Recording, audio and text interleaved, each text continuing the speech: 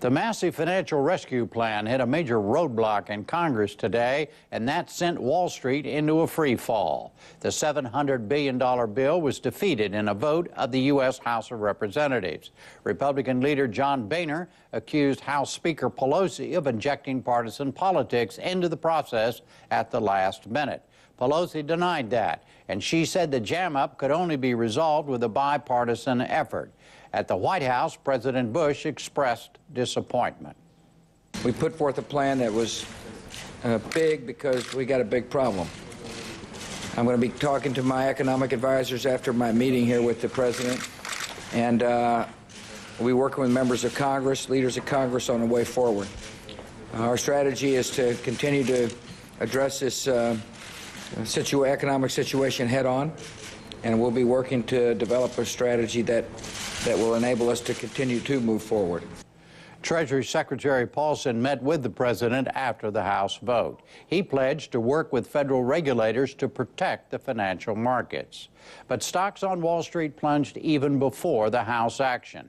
The Dow Jones Industrial Average suffered its largest point drop ever in a single day. It closed down more than 777 points at 10,365. And the Nasdaq fell nearly 200 points to close at 1983.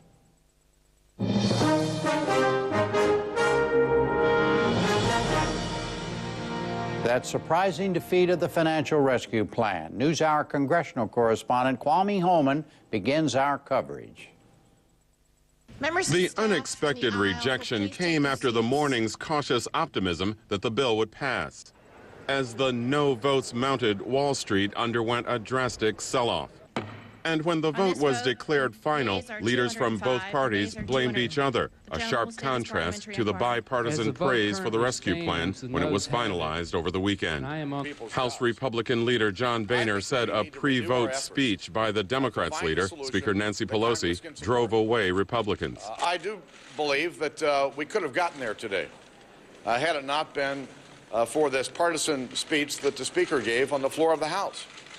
I mean, we've put everything we had into getting the votes to get there today. But the Speaker had to give a partisan voice that poisoned our conference, caused the number of members that we thought we could get to go south. Pelosi's speech had reiterated her previous support for the bailout bill, but also criticized President Bush's legacy on fiscal matters. $700 billion, a staggering number, but only a part of the cost of the failed Bush economic policies to our country. Policies that were built on budget recklessness. When President Bush took office, he inherited President Clinton's surpluses, 4 years in a row, budget surpluses, on a trajectory of $5.6 trillion in surplus. And with his reckless economic policies, within 2 years, he had turned that around. And now, 8 years later, the foundation of that fiscal irresponsibility, combined with an anything-goes economic policy, has taken us to where we are today. Deputy Whip Eric Cantor was responsible for rounding up Republican votes. Right here is the reason I believe why this vote failed. And this is Speaker Pelosi's speech that frankly struck the tone of partisanship that frankly was inappropriate in this discussion. There were several meetings day in and day out of members on both sides of the aisle trying to get up to speed on this issue of the economy and of the capital markets, and frankly, a lot of agreement. In mid-afternoon, the Democratic leadership told their side of the story. Speaker Pelosi. Today, when the legislation came to the floor, the Democratic side more than lived up to its side of the bargain. By the legislation may have failed, the crisis is still with us. 95 Democrats voted against the bill, while 133 Republicans voted no. The bill fell 13 votes short of passage. We would have half the votes, and they would have half the votes, because we believe that this had to be bipartisan. Chief Democratic negotiator and House Financial Services Chairman Barney Frank said Pelosi's speech should not have affected Republicans' commitment to the rescue. But think about this. Somebody hurt my feelings, so I will punish the country. I mean, that's hardly plausible. and there were 12 Republican members who were ready to stand up for the economic interests of America, but not if anybody insulted them. I'll make an offer. Give me those 12 people's names, and I will go talk uncharacteristically nicely to them. Majority Leader Steny Hoyer. No Democrat that we could get to vote for the bill didn't vote for the bill. It was controversial on our side. This was not our administration's request. It was the Republican administration's request. But we tried to do everything in our power to meet the administration request. President Bush was on the television in the Rose Garden at 7:35 this morning. That presidential statement came 2 hours before financial markets opened today as the House was preparing to debate. Now that this legislation has been agreed to by leaders of both parties, it must be passed by both houses of Congress.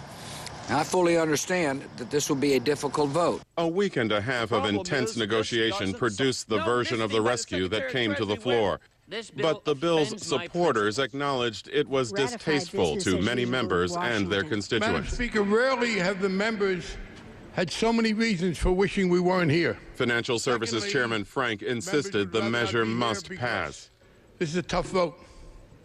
This is a vote where many of us feel that the national interest requires us to do something which is in many ways unpopular, because what we are talking about, to many of us, is the need to act to avoid something worse. Even though a vote approving rules for debating the bailout was close, few thought it signaled the demise of the financial rescue, even as liberal Democrats and conservative Republicans lined up to criticize it. Finally, California question Democrat number Lynn 3. Woolsey. With only 3 months left of this current administration, why are we willing to even make available $700 billion to this administration? President Bush and Secretary Paulson have been wrong from the start on just about everything. If you think they'll be responsible with this money, think again. Michigan's Thaddeus McCotter has led a chorus of Republicans who disdained the bill as a government giveaway. And it was no mistake that during the 1917 Bolshevik Revolution, the slogan was peace, land, and bread. Today, you are being asked to choose between bread and freedom. This is not Texan Jeb Henserling heads the Republican Conservative Caucus. Republican Paul Brune of Georgia left little doubt about his feelings toward the bill. This is a huge cow patty with a piece of marshmallow stuck in the middle of it, and I'm not going to eat that cow patty. This afternoon, House leaders announced the chamber will reconvene on Thursday to try again on a financial bailout bill. And to Margaret Warner. After the markets closed, after one of the worst days in Wall Street history, the architect of the bailout plan, Treasury Secretary Henry Paulson, spoke to reporters outside the White House. He vowed to try again. I will continue to work with congressional leaders to find a way forward to pass a comprehensive plan to stabilize our financial system and protect the American people by limiting the prospects of further deterioration in our economy. We've got much work to do, and this is much too important to simply let fail.